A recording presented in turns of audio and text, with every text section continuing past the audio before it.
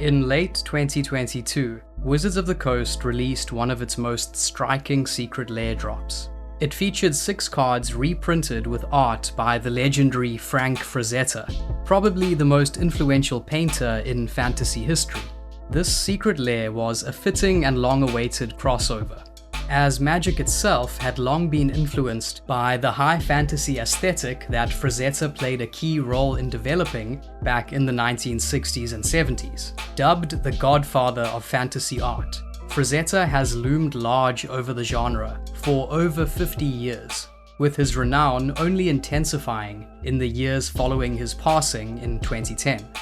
Frazetta spent his formative years in Brooklyn, where he attended the Academy of Fine Arts, studying under the esteemed Italian painter Michel Falanga. After graduating, Frazetta began illustrating children's comics. His portfolio included assignments for EC Comics and work on titles like Shining Knight for what would become DC Comics. His contributions spanned a wide array of comics, ranging from John Wayne and Buck Rogers to Famous Funnies and Ghost Rider. Frazetta came to wider attention in 1966, when he created the cover for the short story collection Conan the Adventurer, based on the Conan the Barbarian character. Without ever having read any of Howard's books, Frazetta completely reimagined Conan's appearance. It's a dramatic composition featuring a triangular arrangement of fallen figures, culminating with Conan himself at the summit. The stylized backdrop of skulls and a solitary castle adds a layer of pulpy, eccentric atmosphere. This new look caused an instant sensation and shaped the appearance of the Conan character in every adaptation to follow. With this image as its mascot, the Conan series went on to sell more than 10 million copies. While Robert E. Howard had created the sword and sorcery book genre back in the late 1920s, it was Frazetta who truly brought that world to life visually. And that all started with this cover. It's inspired an entire generation of fantasy artists who sought to emulate Frazetta's style, poses, and color schemes. More covers followed, including for authors like Edgar Rice Burroughs, as well as artwork for famous characters such as Tarzan and John Carter of Mars. Frazetta's artwork also adorned album covers. For example, Dust's album Heart Attack featured his painting Snow Giants, while the rock group Nazareth used the brain for their 1977 album Expect No Mercy. In 2009, Metallica guitarist Kirk Hammett bought Frazetta's cover for Conan the Conqueror for a cool $1 million, a testament to the artist's status within the music world. Frazetta's most renowned works were executed in oil, yet his canvases rarely found their way into museum collections. Instead, his legacy was forged by the raw, visceral images of barbarians and warlocks reaching readers from book covers on dime store shelves. As comic books and fantasy entertainment surged in popularity during the 1970s and 80s, Frazetta evolved into a bona fide brand.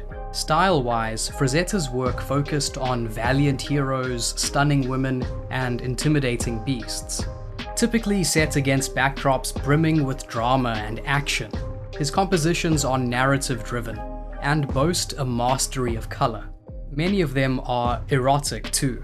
No matter the assignment, he consistently sought ways to amplify both the masculine and feminine energy in his work, to the point that some of them are borderline pornographic.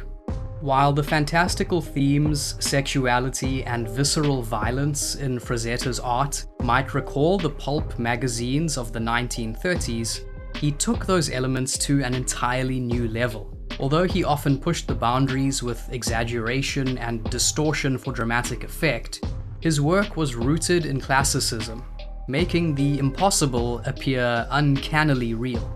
Frazetta infused his art with a gritty sensibility, employing a style reminiscent of the classical Italian Renaissance.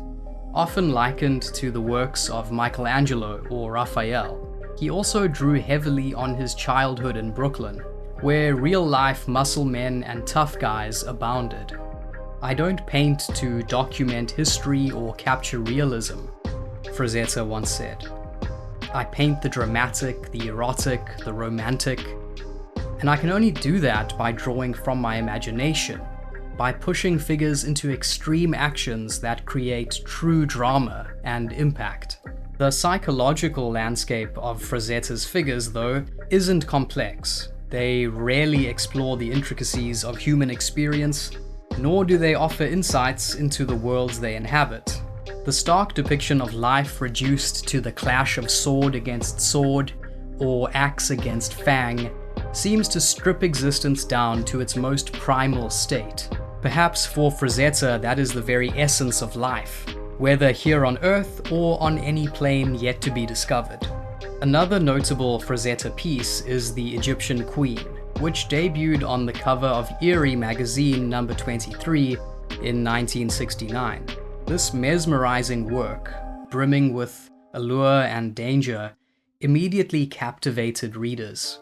So entrancing was it that the original painting reached a world record sale of $5.4 million at auction in 2019. Dark Kingdom also ranks among the artist's most compelling creations. It first appeared as the cover of Carl Edward Wagner's 1976 novel Dark Crusade, part of a series chronicling the exploits of the immortal pre-medieval warrior Cain. However, this artwork gained even wider recognition as the album cover for the band Molly Hatchet's 1979 release, Flirting with Disaster. At an auction in June 2023, the original Dark Kingdom shattered records by selling for an astonishing $6 million. But perhaps Frazetta's greatest artwork is his Death Dealer series, beginning with 1973's Death Dealer 1. It shows an ironclad warrior exuding raw menace. This painting contributed to an expansive legacy, fueling merchandise, novels, statues, 2 comic book series, and even Dungeons & Dragons adventures. Plus, Death Dealer forged a link between menacing imagery and the rising heavy metal scene, shaping the visual identity of that genre. Death Dealer 2 holds its own appeal. Here, a raised axe and downward glowering red eyes hint at an impending, irresistible strike. The cool horned helmet, a pillar of swirling smoke, and the evocative lighting that reveals tangled, ghastly figures below all shout pure sword and sorcery.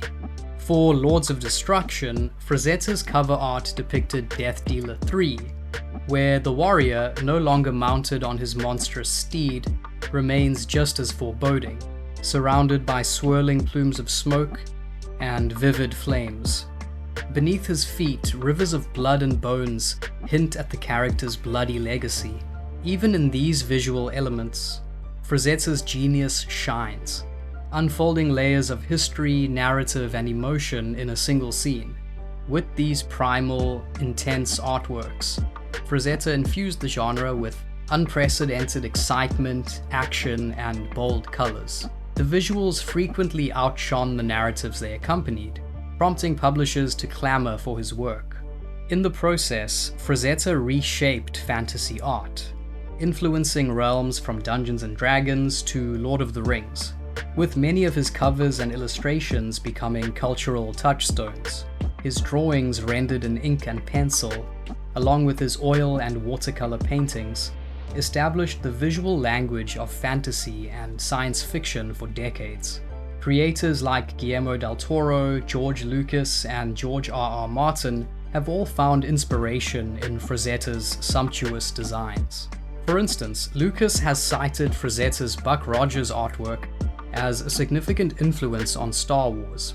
Meanwhile, del Toro has described Frazetta as an Olympian artist that defined fantasy art for the 20th century, adding, he gave the world a new pantheon of heroes. Frazetta's work also left a mark on the aesthetics that later defined Magic the Gathering.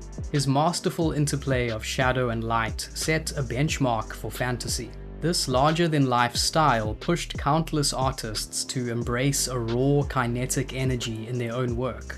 Several Magic artists have explicitly cited Frazetta as an inspiration, including Melissa Benson, Rich Thomas, Ron Spencer, and Carl Critchlow. To this day, Whenever we play Dungeons & Dragons, or buy a new fantasy book, or crack open a booster, there's a good chance that we'll be confronted by the echoes of Frazetta's work. He expanded the genre's imagination, and half a century later, his images still pack a punch. Thanks for watching.